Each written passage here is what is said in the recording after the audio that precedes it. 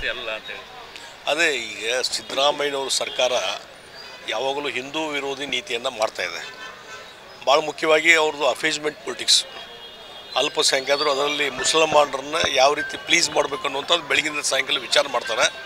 ಹೀಗಾಗಿ ಇವತ್ತು ಇಡೀ ಒಂದು ದೇಶದ ಸಂಸ್ಕೃತಿ ಪರಂಪರೆ ಏನಿದೆ, ಕನ್ನಡ ನಾಡಿನ ಸಂಸ್ಕೃತಿ ಪರಂಪರೆ ಏನಿದೆ, ಅದರಲ್ಲಿ ದಸರಾ ನಾಡ ಹಬ್ಬದ ಸಂದರ್ಭದಲ್ಲಿ ಯಾರನ್ನ ಅಲ್ಲಿ ಯಾರ ಕಡೆಯಿಂದ ಉದ್ಘಾಟನೆ ಮಾಡಿಸ್ಬೇಕು ಅನ್ನುವಂಥ ವಿಚಾರದಲ್ಲಿ ಸಹಿತ ಅವ್ರಿಗೆ ಅವ್ರು ಯಾರನ್ನ ನಂಬಿದ್ದಾರೆ ಅಂತಂದರೆ ಎಡಪಂಥೀಯ ಚಿಂತಕರು ಅಂತ ಇದ್ದಾರಲ್ಲ, ಆ ಎಡಪಂಥೀಯ ಚಿಂತಕರ ಮೇಲೆ ಡಿಪೆಂಡ್ ಆಗಿದ್ದಾರೆ.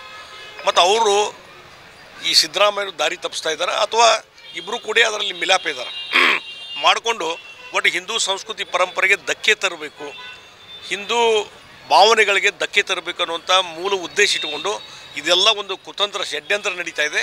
ಹೀಗಾಗಿ ಅದಕ್ಕೆ ಬಹುಶಃ ಇಡೀ ಸಮಾಜ ಒಗ್ಗಟ್ಟಾಗಿ ನಿಂತರೆ ಅದನ್ನೆಲ್ಲವನ್ನೂ ಎದುರಿಸಲಿಕ್ಕೆ ಸಾಧ್ಯತೆ.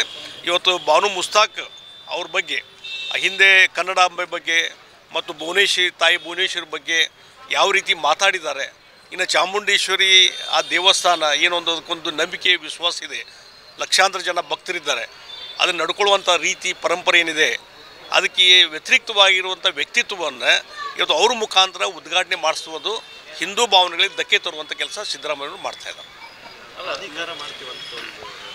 ಪ್ರಾಧಿಕಾರ ಅಲ್ಲ, ಚಾಮುಂಡಿ ಪ್ರಾಧಿಕಾರ ಮಾಡಲಿ ಮತ್ತೊಂದು ಮಾಡಲಿ, ದಟ್ ಈಸ್ ಡಿಫರೆಂಟ್.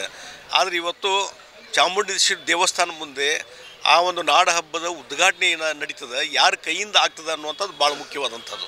ಹೀಗಾಗಿ ಪ್ರಾಧಿಕಾರ ಒಂದು ಅಭಿವೃದ್ಧಿ ಮಾಡೋ ಸಲುವಾಗಿ ಪ್ರಾಧಿಕಾರ, ಹಿಂದೆ ಮಲೆ ಮಹದೇಶ್ವರ ಬೆಟ್ಟಕ್ಕೆ ನಾನು ಮುಖ್ಯಮಂತ್ರಿ ಇದ್ದಾಗ ಪ್ರಾಧಿಕಾರ ಘೋಷಣೆ ಮಾಡಿದೆ.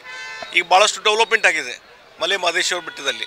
ಆ ರೀತಿಯಾದಂಥ ಒಂದು ಪ್ರಾಧಿಕಾರ ಡೆವಲಪ್ಮೆಂಟ್ ದೃಷ್ಟಿಯಿಂದ ಮಾಡೋದು. ಆದರೆ ಈ ಉದ್ಘಾಟನೆ ಯಾರನ್ನ ನೇಮಕ ಮಾಡಬೇಕಾಯಿತು, ಯಾರ ಕೈಯಿಂದ ಮಾಡಿಸ್ಬೇಕಾಯಿತು, ಇದನ್ನು ಅರ್ಥ ಮಾಡೋಕ್ಕೂ ಸಿದ್ದರಾಮಯ್ಯನವರು ಹಿಂದೂ ಭಾವನೆಗಳಿಗೆ ನಂಬಿಕೆಗಳಿಗೆ ದ್ರೋಹ ಮಾಡುವಂಥ ಕೆಲಸ ಇವತ್ತು ಮಾಡ್ತಿದ್ದಾರೆ.